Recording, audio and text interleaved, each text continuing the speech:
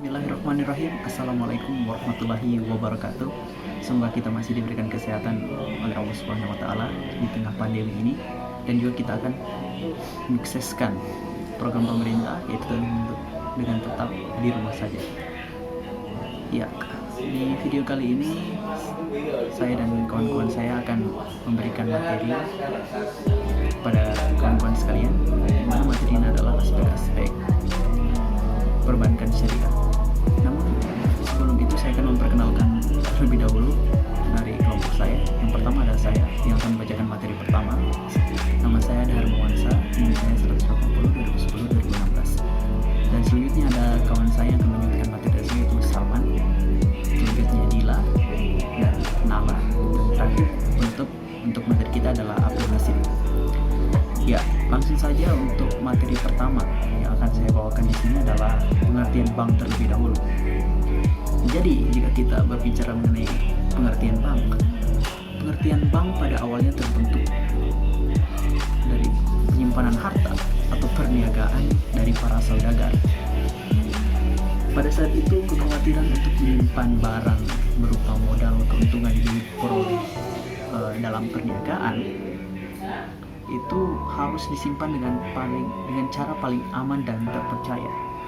Para pedagang itu khawatir jika hasil perniagaannya dirampok oleh para perampok pada masa itu. Jadi terbentuklah suatu lembaga penyimpanan uang untuk menyimpan harta-harta mereka. Dan ini adalah cikal bakal terbentuknya bank modern. Selanjutnya yang akan saya berikan adalah pengertian bank menurut para ahli. Jadi di sini ada salah satu ahli yang bernama J.M. Frederick Stuart. Dia mengatakan bahwa bank is a company who satisfy other people by giving credit with the money they accept as a gamble to the other, even though they should supply a new money. Jadi bank adalah badan usaha yang wujudnya memuaskan keperluan orang lain dengan memberikan kredit berupa uang yang diterimanya dari orang lain, sekalipun dengan jalan mengeluarkan uang kertas ataupun logam. Selanjutnya, pengertian bank menurut undang-undang. Jadi dalam Undang-Undang Republik Indonesia Nomor 10 Tahun 1998 tentang perubahan Undang-Undang Nomor 7 Tahun 1992 tentang perbankan pasal 1 angka 2 menyatakan bahwa bank adalah badan usaha yang menghimpun dana dari masyarakat dalam bentuk simpanan dan menyalurkannya kepada masyarakat dalam bentuk kredit dan bentuk-bentuk lainnya dalam rangka meningkatkan taraf hidup rakyat banyak. Dari definisi bank sebagaimana tersebut di atas dapatlah dipahami bahwa hakikat sebuah bank berfungsi sebagai financial intermediary, alias dia mempunyai dua fungsi utama. Yang pertama adalah sebagai badan usaha yang mendana masyarakat serta memberikan aneka ragam jasa perbankan lainnya dalam kegiatan lalu lintas pembayaran. Setelah itu kita akan melihat bagaimana bank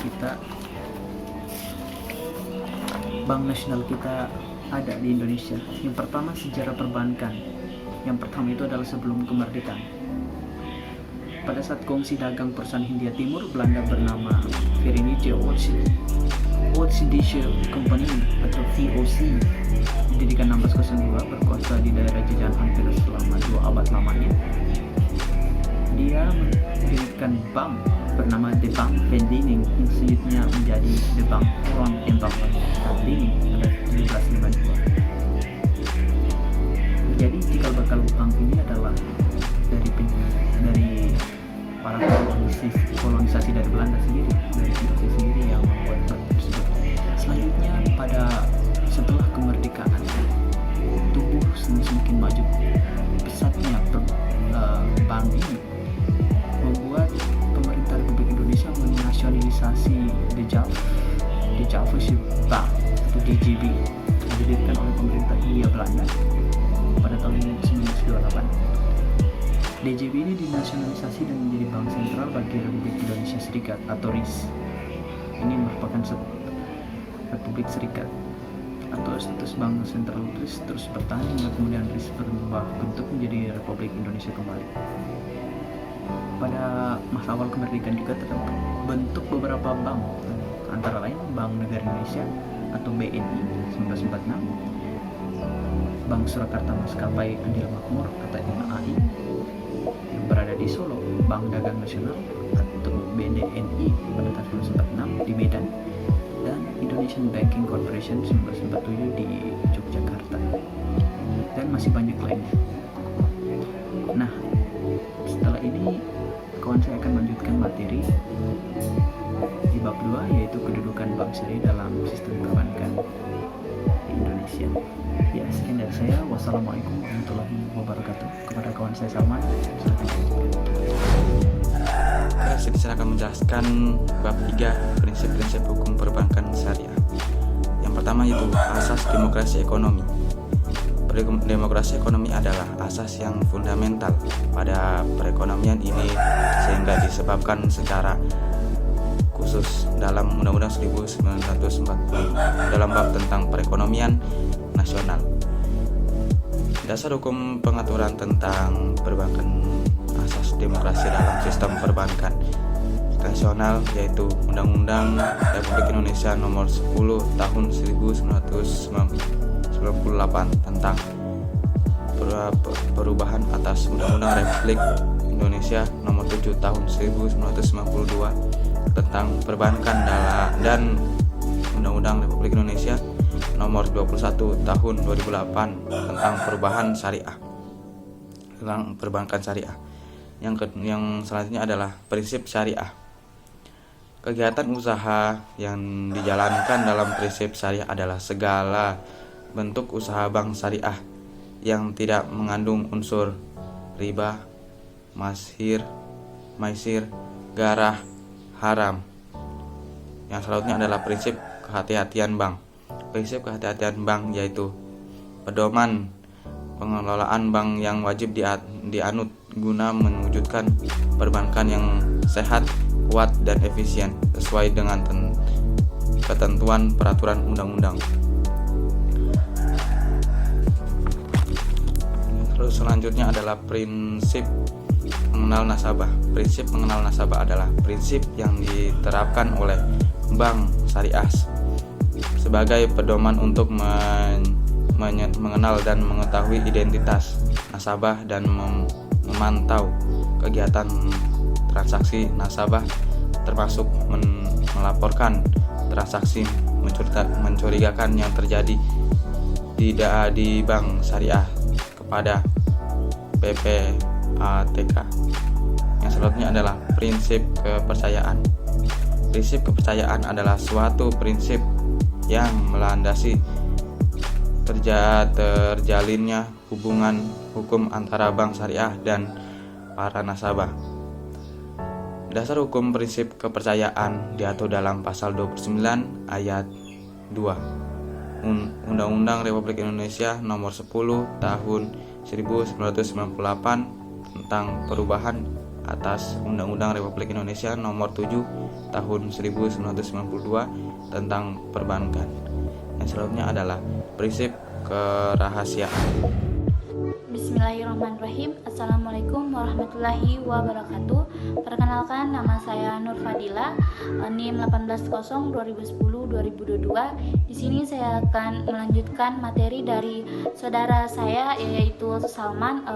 Di sini saya akan membahas tentang bab 3, yaitu prinsip-prinsip hukum perbankan syariah. Langsung saja pembahasan yang pertama, yaitu asas demokrasi ekonomi. Asas demokrasi ekonomi adalah asas yang fundamental dalam perekonomian negara.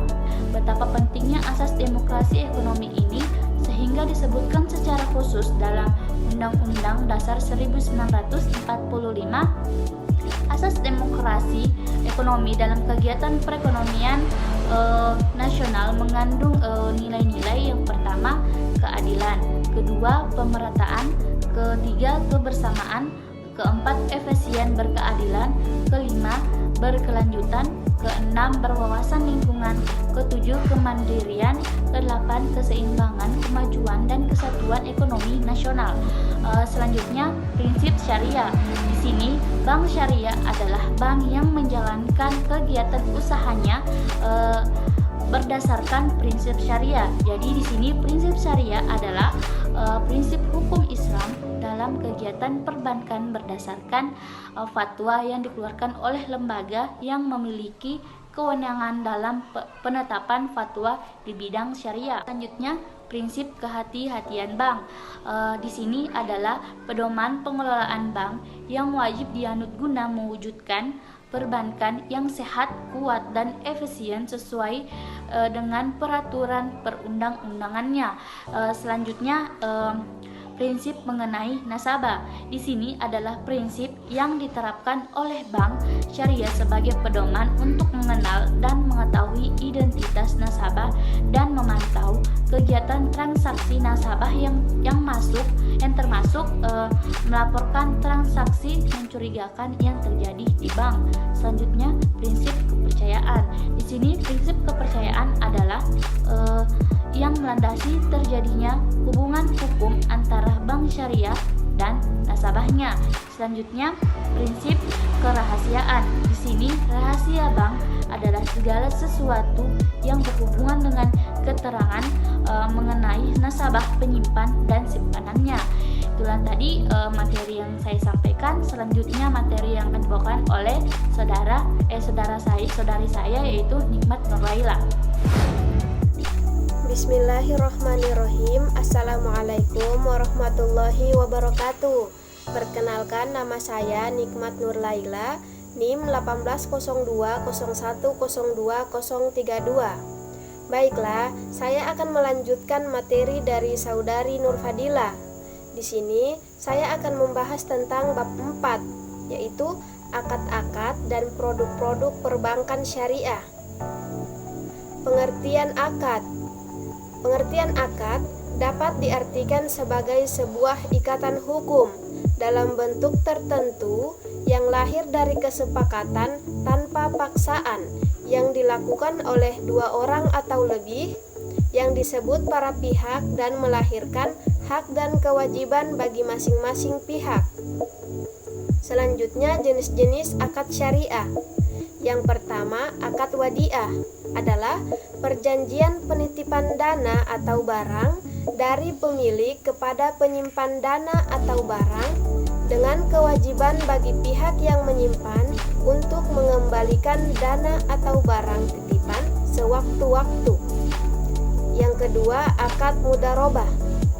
Menurut Undang-Undang Perbankan Syariah, yang dimaksud akad mudharabah adalah akad kerjasama antara satu pihak pertama, yaitu sahibul mal, dan pihak kedua, yaitu mudharib, yang bertindak sebagai pengelola dana dengan membagi keuntungan usaha sesuai dengan kesepakatan. Yang ketiga, akad musyarakah. Menurut ketentuan Undang-Undang Perbankan Syariah, akad musyarakah adalah kerjasama di antara dua pihak atau lebih untuk suatu usaha yang masing-masing pihak memberikan porsi dana dengan ketentuan bahwa keuntungan akan dibagi sesuai kesepakatan dan kerugian sesuai dengan porsi. Selanjutnya yang keempat, yaitu akad murabahah, adalah perjanjian pembiayaan berupa transaksi jual beli sebesar harga perolehan barang yang ditambah margin yang disepakati oleh para pihak, di mana penjual menginformasikan terlebih dahulu harga perolehan kepada pembeli. Yang kelima, akad salam. Menurut peraturan Bank Indonesia, akad salam adalah suatu akad transaksi jual beli barang dengan pemesanan dan syarat-syarat tertentu dan pembayaran tunai terlebih dahulu secara penuh. Selanjutnya yang keenam, akad istisna. Menurut peraturan Bank Indonesia adalah akad transaksi jual beli barang dengan kriteria dan persyaratan tertentu yang disepakati dengan pembayaran sesuai dengan kesepakatan. Yang ketujuh, akad ijarah adalah perjanjian berupa transaksi sewa-menyewa atas suatu barang antara pemilik objek sewa dengan penyewa untuk mendapatkan imbalan atas objek sewa yang disewakan. Selanjutnya, akad qard. Menurut Undang-Undang Perbankan Syariah adalah akad pinjaman dana kepada nasabah dengan ketentuan bahwa nasabah wajib mengembalikan dana yang diterimanya pada waktu yang disepakati. Selanjutnya, poin B, produk-produk perbankan syariah. Kegiatan usaha bank syariah dalam menghimpun dan menyalurkan dana masyarakat terbagi dalam beberapa kegiatan usaha. Yang pertama yaitu penghimpunan dana, yang kedua penyaluran dana atau pembiayaan, yang ketiga yaitu jasa perbankan syariah lainnya. Selanjutnya, poin C, inovasi dalam produk-produk perbankan syariah. Pertama, anjungan tunai mandiri bank syariah. ATM adalah perangkat elektronik yang terdiri atas gabungan piranti keras dan piranti lunak yang berfungsi sebagai mesin untuk melayani nasabah tanpa harus menggunakan tenaga manusia. Yang kedua, kartu multi akses bank syariah terbagi atas dua. Yang pertama, kartu kredit syariah, yang kedua, kartu ATM syariah. Selanjutnya yang ketiga, layanan call center bank syariah. Misalnya, Bank Danamon Syariah, nomor layanan call centernya 500090. Misalnya juga Bank Sentral Asia Syariah, nomor layanan call centernya 1500888. Selanjutnya yang keempat, SMS banking, internet banking, dan mobile banking berbasis aplikasi. Fitur-fitur ini memudahkan nasabah bank syariah dalam melakukan kegiatan transaksi keuangan. Bismillahirrahmanirrahim. Assalamualaikum warahmatullahi wabarakatuh. Perkenalkan, nama saya Abdul Hasib. Saya dari program studi hukum ekonomi syariah Muamalah A semester 4 Fakultas Syariah. Baiklah, di sini saya akan mencoba melanjutkan materi dari apa yang telah dijelaskan oleh teman-teman saya sebelumnya untuk memenuhi tugas MIT terkait mata kuliah hukum perbankan syariah. Dan di sini saya akan menjelaskan mengenai manajemen risiko perbankan syariah. Adapun yang dimaksud dengan manajemen risiko perbankan syariah adalah akibat yang tidak menyenangkan berupa bahaya atau kerugian pada sektor keuangan dan operasional dalam lingkungan perbankan yang terjadi dari suatu tindakan yang diputuskan oleh pengambil keputusan. Adapun jenis-jenis risiko perbankan syariah yang harus diwaspadai dan diantisipasi agar perbankan syariah tidak mengalami kerugian, kegagalan maupun kecacatan dalam menjalankan sistem perbankan syariah itu sendiri.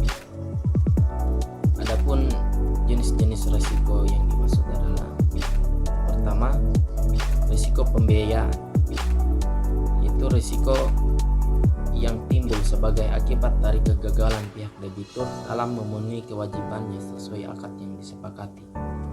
Yang kedua yaitu risiko pasar, yaitu risiko yang akan terjadi apabila terdapat pergerakan variabel pasar yang berbeda dengan portofolio yang dimiliki oleh perbankan syariah. Yang ketiga yaitu risiko operasional, yaitu risiko yang timbul atau risiko yang dapat terjadi sebagai akibat dari tidak optimalnya fungsi sistem informasi dan penguasaan internal bank syariah.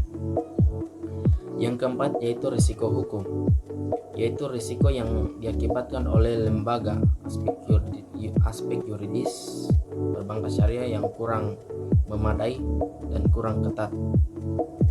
Selanjutnya pada poin kelima yaitu risiko likuiditas, yaitu risiko gagal bayar yang disebabkan ketidakmampuan bank dalam memenuhi kewajibannya yang telah dijatuh tempokan. Yang keenam yaitu risiko strategis, yaitu risiko yang antara lain disebabkan oleh strategis bank syariah yang kurang tepat dalam mengambil keputusan bisnis, kurang responsif bank syariah terhadap kondisi perubahan eksternal yang terjadi. Yang ketujuh yaitu resiko reputasi, yaitu risiko antara lain disebabkan oleh adanya pencitraan negatif pada sebuah bank syariah yang terkait dengan kegiatan usaha. Misalnya banyaknya komplain dari nasabah terhadap kinerja bank syariah, atau publikasi negatif terhadap bank syariah, maupun keluhan-keluhan nasabah terhadap produk atau bisnis bank syariah. Risiko selanjutnya yaitu risiko ke-8, risiko imbal hasil. Risiko imbal hasil yang dimaksud adalah menurut peraturan Bank Indonesia tentang penerapan manajemen risiko bank syariah dan undang-undang syariah adalah risiko yang terjadi akibat perubahan tingkat imbal hasil yang dibayar bank kepada nasabah karena terjadi perubahan imbal hasil yang ditimbulkan bank dari penyaluran dana yang dapat mempengaruhi perilaku nasabah dan pihak ketiga. 9 yaitu risiko kepatuhan. Risiko kepatuhan yang timbul akibat ketidakpahaman bank syariah dalam melaksanakan peraturan perundang-undangan yang berlaku tentang kegiatan operasional perbankan syariah. 10 yaitu risiko investasi. Menurut peraturan Bank Indonesia tentang manajemen risiko bank syariah dan undang-undang syariah adalah risiko yang terjadi akibat bank ikut menanggung kerugian usaha nasabah yang dibiayai dan dalam pembiayaan yang berbasis profit and loss sharing atau berbagi hasil usaha dan menanggung kerugian. Selanjutnya yaitu manajemen risiko. Yang dimaksud dengan manajemen risiko adalah serangkaian metodologi dan prosedur dalam mengidentifikasi, mengukur dan memantau serta mengendalikan risiko yang terjadi dalam kegiatan usaha bank syariah. Adapun kesiapan struktur bank syariah dalam mengidentifikasi dan mengatasi kerugian dan kecacatan dalam struktur bank syariah, maka perlu disiapkan 3 komponen. Yang pertama yaitu kesiapan struktur bank syariah, analisis risiko, fitur umum, sistem peringatan dini. Ketiga hal ini agar dapat mengidentifikasi dan menganalisis terkait jalannya sistem dan struktur perbankan syariah itu sendiri. Mungkin itu saja penjelasan saya mengenai manajemen risiko perbankan syariah. Lebih dan kurangnya mohon dimaafkan. Wabillahi taufiq wal hidayah. Assalamualaikum warahmatullahi wabarakatuh.